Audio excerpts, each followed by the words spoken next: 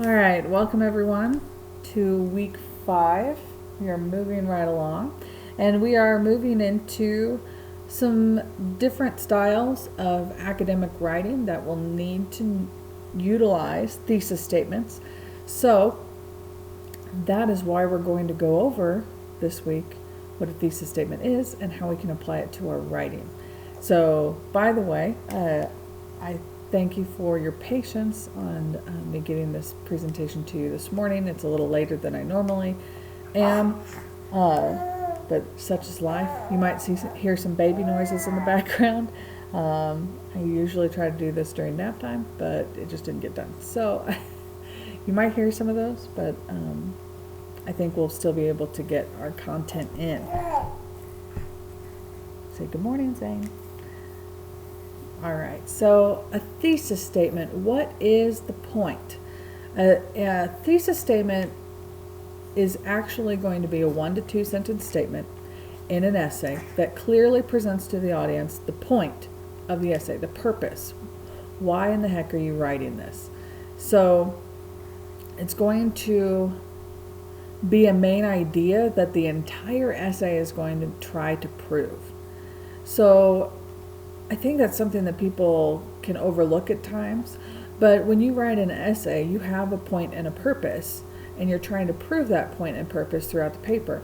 And by having a thesis statement clearly stated at the beginning, you will be able to set the tone for the rest of the essay and really develop a roadmap for the rest of the essay.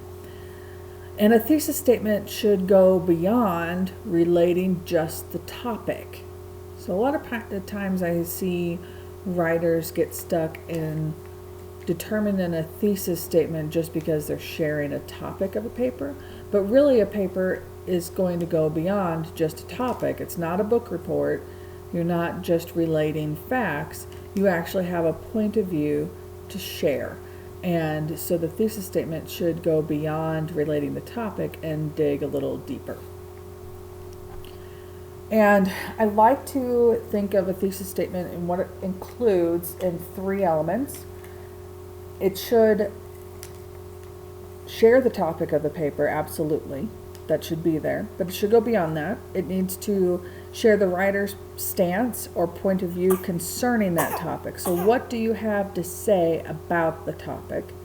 And then how do you plan to prove that point of view?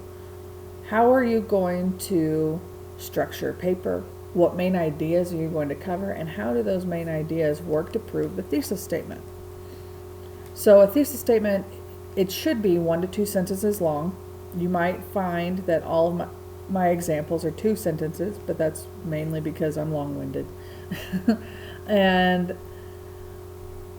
But it should also be a part of the introductory paragraph. I generally would say that it needs to be at the end of the introduction, and we'll go over introductions and conclusions as we move closer to this next essay. And it should be at the end of the introduction because it moves the reader forward into the content of the paper. And the rest of the paper should mirror what's in the thesis statement. It should work to prove what's in the thesis statement, elaborate upon it, share research and ideas that focus on that thesis, and so the whole essay works together. So let's look at some examples. We have good, better, best. Okay, so let's go ahead and look. These authors address similar issues in their books. Okay, so I put this in the good category.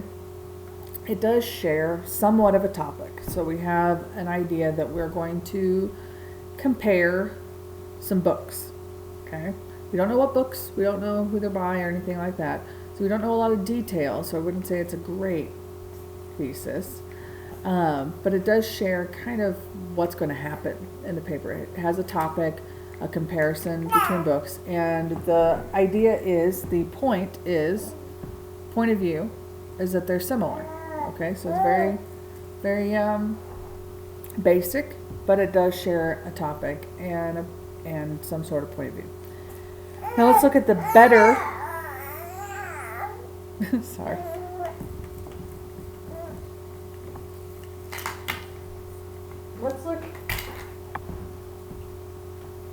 at the better thesis statement. So let's read that. Charles Dickens and Charlotte Bronte address several of the same issues in their novels Hard Times and Jane Eyre. So this is better because we get a lot more detail, right? So the last one, we didn't know the authors' names, we didn't know what books we were comparing, and those details are presented in this thesis statement, so it's a lot better. It shares a topic, it's a clear topic, and it shares a point of view so that they have similar issues, so we know what's going to happen. But we don't have how it's going to happen. So how do these novels compare? What are the issues that you're going to compare in the paper? So the thesis statement should include that how element. How do you plan to prove that point of view? So the best thesis statement is next. Charles Dickens and Charlotte Bronte address several of the same issues in their novels Hard Times and Jane Eyre. Not only do these two authors confront issues such as divorce and social class structure, but share themes such as biblical and religious references. So we can see that the last thesis is much clearer because it has a topic, it has a stance, and it has proof. So we can clearly see that the rest of the paper is going to talk about divorce in both novels, social class structure in both novels, and religious references. And in fact, you can build an entire paper based off the structure and the points that are made in the thesis statement. So what I have here is a basic outline. For those of you that aren't familiar with outlines, outlines are kind of like table of contents. It helps you organize. So this would be an outline for a paper based on the thesis statement from the previous slide. And we can clearly set up an entire paper. So my first paragraph, my Roman numeral 1, is going to be the introduction. It's going to share an attention grabber of some sort. Maybe I'll share a personal story narrative. And then it'll go into the thesis statement. Now the rest of the meat of the paper will reflect that thesis statement. So the first section of my body of my essay will talk about divorce and how divorce relates to Dickens, how divorce relates to Bronte, what similarities and differences are there between the two. And then my next section, whether it's a paragraph or a group of paragraphs, is going to talk about social class structure in both novels, Dickens' work, Bronte's work, and then the similarities between the two. And finally, the last section of the body of my essay will talk about those themes that I mentioned in my thesis, the biblical and religious references, how they relate in Dickens' work, how they relate in Bronte's work, and then the similarities and differences between the two. And we have a conclusion that restates the thesis statement in a new way and then relates the conclusion to the attention grabber, so everything works nice and neatly all together. So I have a basic structure to an essay just taken from the thesis statement that was developed in the previous slide. So you can see that not only will a thesis share the topic, but it's also going to work to bring the reader into a clear understanding of your organization. So it sets up the whole paper. So once you know your topic and what you want to cover in your essay, a thesis statement should be pretty easy to create. Now you might need to do research and that kind of stuff as you develop, but for instance, if I were writing about the differences between reading a book and watching a movie based on the book, I'd want to cover these main ideas. So let's look at it. I'd want to talk about how the movie and the book should have the same basic plot line, same basic story, that the movie would be over faster, so instant gratification, we get to see the whole thing and it's a big experience, and then that the book will give greater detail and nuance to the overall story. We'll get to know the characters better, get to know the setting better, so on and so forth. So then I can create a thesis statement, and notice it is 2 sentences because I'm long-winded. With the very popular trend of adapting popular literature into film, many will try to determine which method of entertainment is worth their time, reading or viewing. Both methods have their own value. A movie allows for instant gratification, while a book will dive deeper into detail and nuance, but the basic story should remain intact between adaptations in order to give the reader or viewer a picture of the author's intention. So here we have a clear topic, the adaptation of literature to film, a clear point of view that though there may be differences between the two.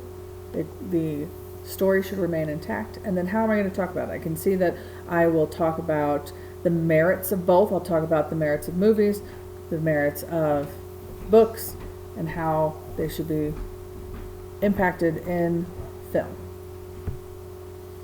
So now looking toward future essays, things to think about when you are developing a thesis. Think about what your topic is.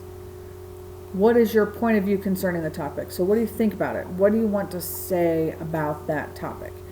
What arguments or main ideas do you have to support your point of view? So what things do you want to cover in the rest of your essay? And how do they connect to that particular topic? So with these questions answered, you should be able to create a clear thesis statement. So I look forward to seeing them as we move throughout the term. So this week's expectations, we do have some reading to do. So page 282 to 296 and page 34 to 46 in the Longman Rider. So that goes over compare and contrast essays and thesis statements. We also have the week 5 discussion board questions, which those will be up soon. And there is a quiz this week over list 3, which I'll be posting that soon as well. And then keep in mind that our essay 3, the compare and contrast, will be due at the end of week 7. So that's what we're working toward. So if you have any questions or concerns, please feel free to email me or give me a call, shoot me a text. Otherwise, we will see you in the discussion board. So have a great week.